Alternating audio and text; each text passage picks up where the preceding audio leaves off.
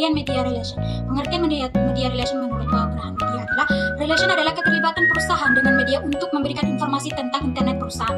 Media relation atau bisa juga disebut dengan relasi media adalah aktivitas menjalani hubungan relasi dengan media massa, wartawan, atau orang supaya menjalin hubungan dengan baik pada suatu organisasi yang nantinya dapat berpengaruh pada pemberitahuan atau pesan dalam media massa itu tersendiri untuk menjaga kesan positif pada suatu organisasi yang dianutnya.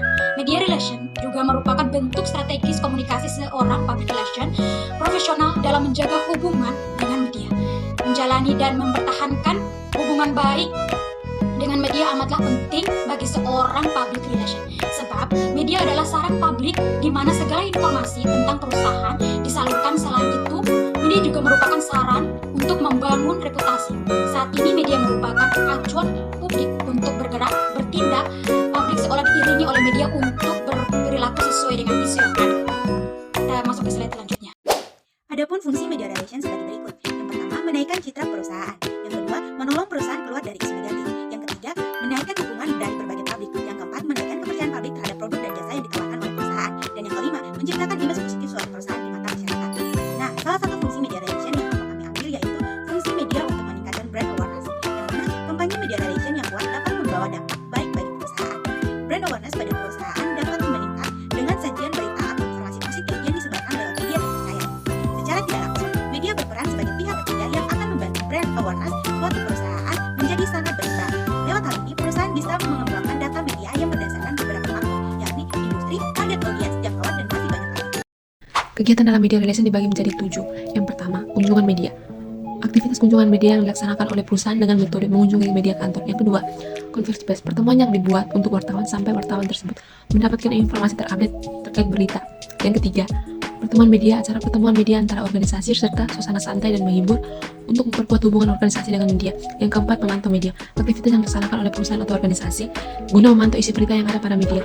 Yang kelima, pengerahan media, aktivitas untuk memberikan perintah pada media untuk meliputi acara khusus. Yang keenam, proses workshop, pelatihan yang diberikan pada perusahaan media mengenai topik-topik baru. Yang terakhir, media clipping, aktivitas mengumpulkan berita-berita penting dalam media massa yang diarsipkan sebagai bahan berita oleh perusahaan. Di sini saya akan menjelaskan satu contoh kasus yang pertama yang kelompok kami ambil, yaitu warung Stick and Shake yang mendapatkan penghargaan Top Digital Public Relation Awards 2022, di mana salah satu restoran steak dengan cabang terbanyak di Indonesia ini mendapatkan apresiasi dari publik. Restoran dengan slogan Sticknya Indonesia itu meraih penghargaan dalam ajang kompetensi Top Digital Awards PR 2022 yang diselenggarakan oleh Infobrand Indonesia. Top Digital Public Relation Awards adalah penghargaan untuk perusahaan atau brand yang pintar dalam memanfaatkan dan memaksimalkan fungsi public relation. Warung Steak and Shake ini akan terus berupaya dalam memaksimalkan dan memanfaatkan teknologi digital sebagai alat untuk kegiatan branding, meningkatkan awareness, serta menjalin komunikasi dan kedekatan dengan pelanggan serta masyarakat.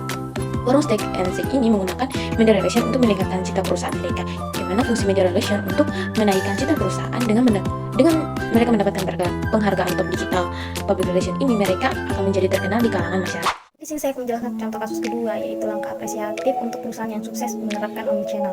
Dari CEO Info Ekonomi.id, yaitu Arif Munajia mengatakan, hanya forum kali ini akan membahas model platform omnichannel di mana strategi meningkatkan pengalaman pelanggan sebagai satu sistem komunikasi, berbagai saluran yang diintegrasikan untuk meningkatkan kepuasan dan pengalaman pelanggan. Menurut banyak praktisi PR di perusahaan milik negara yang telah mengimplementasikan omnichannel, digital PR sebagai parameter keberhasilan bisnis yang dijalankan. Nah, sebagai dukungan terhadap kegiatan PR di perusahaan-perusahaan milik negara di ranah digital, Info Ekonomi.id dan CEO Indonesia mengadakan forum untuk public relation sekaligus memberikan apresiasi dalam sebuah ajang award di seremoni Top Digital Public Relation 2023 sebagai achievement for BUMN subsidi BUMD agar semakin terpacu mengoptimalkan teknologi informatika di era digital ini dalam membangun reputasi perusahaan masing-masing.